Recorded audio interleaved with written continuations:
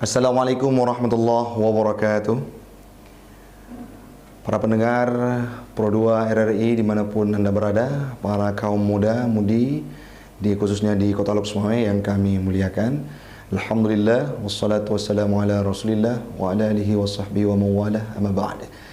Pada pertemuan pagi yang berbahagia ini, marilah kita renungi sebuah ayat yang difirmankan oleh Allah kepada Nabi Muhammad terhadap malapetaka, malapetaka yang diberikan oleh Allah terhadap makhluk-makhluk seluruh isi dunia yang sedang kita rasakan pada beberapa hari sebelumnya. Awal tahun 2022, yang ada sebagian orang yang berasumsi bahwa tahun ini merupakan tahun asa, selamat jalan tahun duka. Namun realita di lapangan yang dihadapi oleh manusia sekarang ini sangatlah berbeda. Di mana saat tiba tahun 2022, kita dikejutkan oleh banjir bandang yang menerpa di sejumlah wilayah, baik itu Kota Lok Sumawe, Aceh Utara, dan di sekitarnya, termasuk di dalamnya Aceh Timur. Ini tidak terlepas dari pesan-pesan yang disampaikan oleh Allah dalam Al-Quran, di mana Allah berpesan, "Zaharal fasadu fil barri wal bahr bima kasabat aydin nas liyudhiqahum ba'dalladzi 'amilu la'allahum yarji'un." Ayat ini ada beberapa hal yang menjadi substansi pembahasan kita dalam durasi yang singkat ini.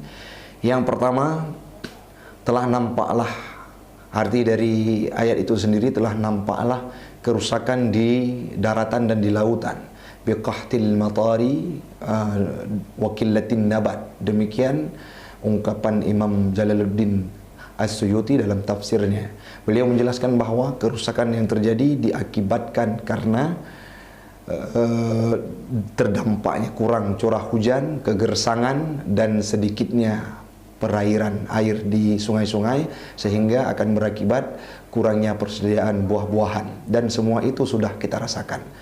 Kalau kita bayangkan bagaimana sulitnya krisis ekonomi yang sedang melanda di tempat kita, baik dari sektor buah-buahan, ada orang-orang yang menyemai padinya namun saat panen tidak bisa mengambil keuntungan. Kenapa? Itulah musibah yang dihadirkan oleh Allah terhadap kehidupan kita. Lantas menjadi pertanyaan, kenapa semua itu bisa terjadi? Maka Allah meneruskan dalam firman-Nya, bima kasabat aydin nas, disebabkan oleh ulah tangan manusia itu sendiri. Kerusakan, banjir, gempa, angin puting beliung yang pernah terjadi di dalam tahun 2021 yang menerpa di pesisir pantai Kota Lok Sumawe, itu tidak terlepas dari ulah tangan manusia, termasuk penduduk-penduduk Kota Lok Sumawe. Mungkin saja saya merupakan juga bagian di antaranya.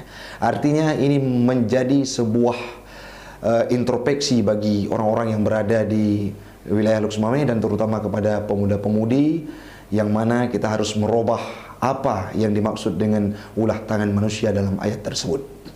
Dalam beberapa tafsir yang kami baca, tafsir Jalalain, tafsir Al-Qurtubi, tafsir Ibnu Katsir, dan tafsir lain-lainnya, ada sebuah pesan yang sangat indah. Bima kasabat aydin nas, bukan hanya karena tidak cinta mereka terhadap alam semesta, melakukan penebangan hutan, pembakaran, buang sampah, namun yang sepakat para mufassirin dan banyak ahli tafsir yang menjelaskan bima kasabat aydin nas, dijelaskan oleh mereka adalah disebabkan minal ma'asi, karena kemaksiatan yang dilakukan. Maka kalau kita analisa pun ada sinkronisasi antara ayat tersebut dengan kenyataan real di lapangan, khususnya di tempat kita, di Lok Sumawe, di Aceh, bahkan di Nusantara, yang makin hari pemuda-pemudi ini makin gencar untuk bermaksiat, melakukan kenistaan, melakukan kebiadaban, kejahatan terhadap konteks agama ini ditinggalkan, pemahaman agama ini ditinggalkan, sehingga wajarlah Allah menghadirkan musibah yang tiada henti terhadap kehidupan kita. Salah satu kejahatan, salah satu kemaksiatan yang paling mendominasi di tempat kita adalah banyaknya pemuda-pemudi yang melupakan urgensitas untuk menunaikan ibadah solat.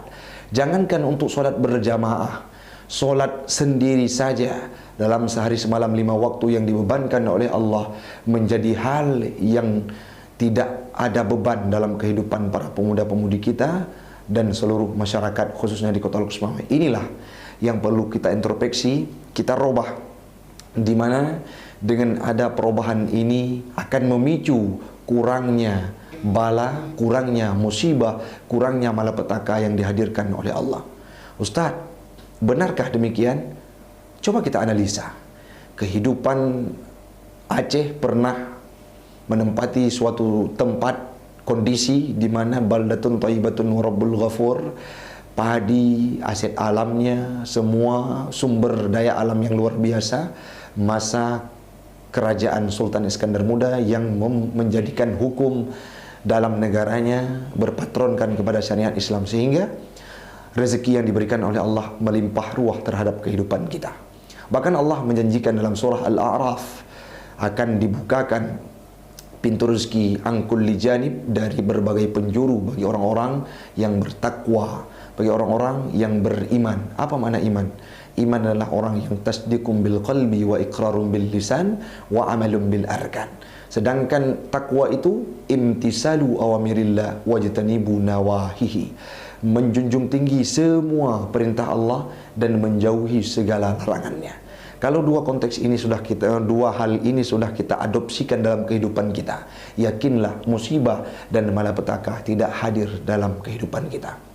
Kalaupun ada, maka musibah itu bukanlah musibah dalam rasa bencinya Allah kepada kita, tapi musibah sebagai ujian, sebagai ihtibaran, sebagai kasih sayang untuk diuji umat-umat yang bertakwa untuk naik kelas, layaknya seperti ulul azmi yang mana cobaan diberikan kepada mereka luar biasa, tetapi bukan karena bencinya Allah kepada para ulul azmi, namun karena sayangnya ingin diuji, karena Allah yakin mereka mampu untuk melewatinya.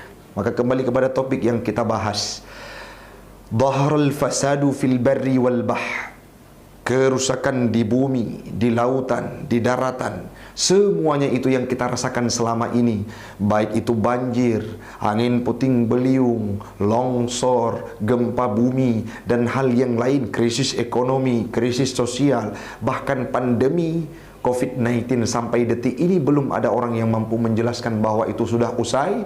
Itu juga merupakan musibah yang dihadirkan oleh Allah. Kerusakan yang terjadi terhadap kehidupan kita tidak terlepas dari kontrol tangan kita. Bima kasabat aidin nas, artinya dengan sebab banyaknya kemaksiatan yang kita lakukan.